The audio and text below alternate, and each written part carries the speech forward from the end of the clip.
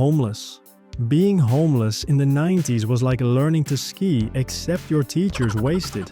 You have old equipment and every run you go down is a double black diamond. So how did you get here? Well, you probably were locked out of the job market or lost it all betting the over on Jerry Rice. Shelter depended on weather, charity, and timing. Food depended on whatever you found in the trash or maybe a dollar menu item. Man, I miss those. Clean water wasn't guaranteed. And healthcare? An inside joke between you and Lionel from Trading Places. While millions of people came home to watch Friends or Seinfeld, laughing about minor inconveniences, extreme poverty meant living with problems that didn't reset the next episode. Unlike later decades, there were no alternative paths upward.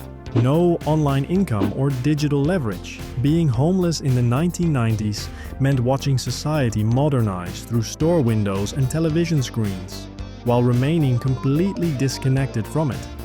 Broke.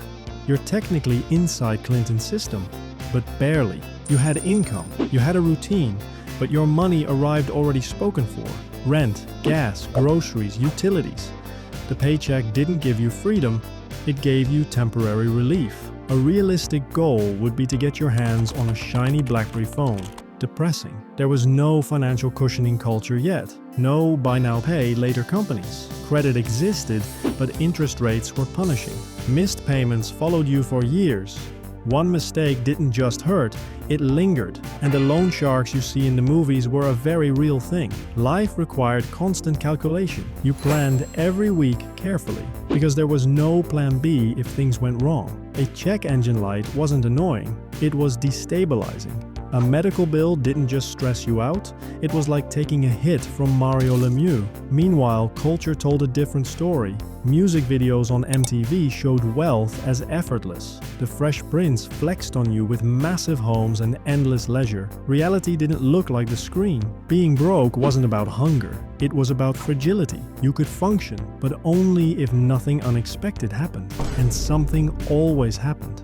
Lower class. This level in the 90s lived down the block from chaos. You weren't desperate, but you were cautious. You probably made popcorn for kids at Blockbuster, stocked shelves at Radio Shack, or bussed tables at White Tower. Income was steady enough to survive, but not enough to relax. Maybe a couple hundred a week, adjusted to inflation, probably around $1,200 a month. Your belongings lasted because replacing them hurt. Your TV was fat and pixely, and your DVDs were always scratched. Clothes were worn until they couldn't be worn anymore. Luckily, you might actually fit in because the grunge skater look was in style. Vacations meant road trips, not planes. Entertainment meant VHS tapes and old reruns. You watched movies like Home Alone and wondered how anyone could afford houses like that without something going wrong. Emergencies didn't destroy you, but a headache nonetheless. A broken appliance, dentist appointment, missed shifts, everything tightened. This class survived through discipline, planning, saying no. You weren't chasing wealth, you were chasing consistency. Middle class. The middle class was the center of gravity. This was stability, predictability, the promise that life would work if you followed the rules of capitalism. And back then, the rules seemed a lot more fair. Think of people like Lester Burnham. You mortgaged a decent home or owned it outright. You had benefits, routines. Jobs were steady. Teachers, office workers, engineers, skilled trades. Healthcare was included. Pensions existed. Retirement felt achievable. You could afford the fancy new tech like a Game Boy, Discman, a family PC, and a yearly vacation. Big purchases were planned, but not feared. Money mattered, but it didn't dominate every thought. You fully experienced the decade, ordering a Netflix film in the mail, seeing Jurassic Park in theaters. And best of all, new classics from Nirvana, Mariah Carey, and Tupac. You traded time for income, but the trade felt fair. You weren't powerful, but you were comfortable. And in the 90s, that was a very decent life. Upper middle class. You wake, cut the grass, and smile at your new convertible. You lived in a good neighborhood. Your house had space, multiple split levels, and maybe even a home intercom system. Having a college degree wasn't debated, it was assumed. You earned well through working on Wall Street, computer analysis, or maybe owning a solid business. Money flowed reliably. You invested early. You planned decades ahead. Vacations weren't special occasions anymore. You rocked the latest fashion trends like Calvin Klein, Tommy Hilfiger, Ralph Lauren. People called you a yuppie or preppy, but you didn't mind. Restaurants were better. You weren't super flashy, but you were clearly ahead. You adopted technology early, home computers, dial-up internet. While others were confused by Windows 95, you were already adapting, understanding that information was becoming valuable. You weren't rich, but you were building something. Affluent. Affluent in the 1990s meant quiet confidence. Bills didn't stress you, prices didn't shock you, decisions weren't rushed. You lived intentionally. You probably owned one of those Tuscan-style homes in a prime location like Miami or LA. At this tier, you could afford to outsource tasks you didn't enjoy: cleaning, driving, and cooking. You name it. Travel happened regularly for work or leisure. You dine at trendy upscale spots like Planet Hollywood or Fashion Cafe.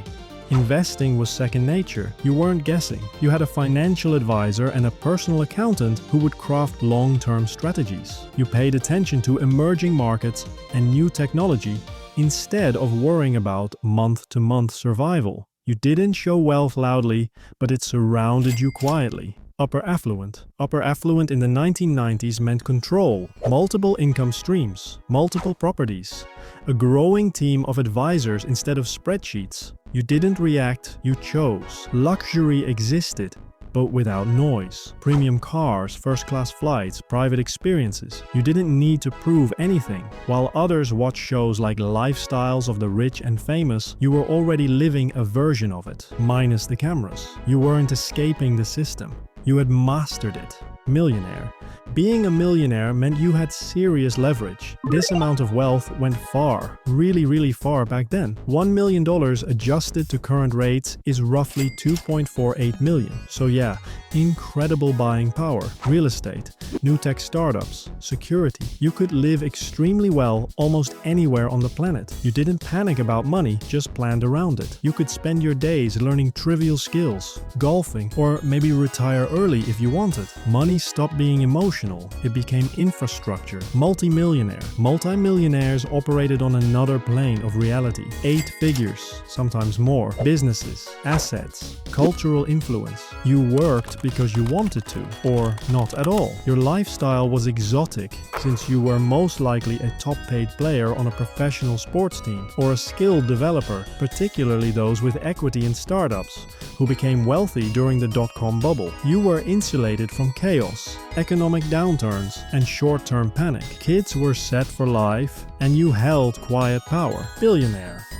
Billionaires in the 1990s didn't just live in the decade, they shaped it. They funded the technology, built the companies, controlled the industries. While most people watched the rise of global corporations, billionaires were deciding which ones would survive. While everyone else traded time for money, billionaires traded money for influence. Think about inflation today, how the lower class feels squeezed, slower, weaker, like the game is rigged. Now flip that completely. That's what $1 billion felt like in the 1990s. Money didn't shrink. It multiplied. Every decision carried weight. Every risk had a safety net. The world didn't push back. It moved aside. That was the final level. What do you remember most about the 1990s? Let me know in the comments. If you enjoyed the video, remember to hit that like and subscribe button, as not only would I appreciate it, but it would also help out a ton. Until next time, cheers.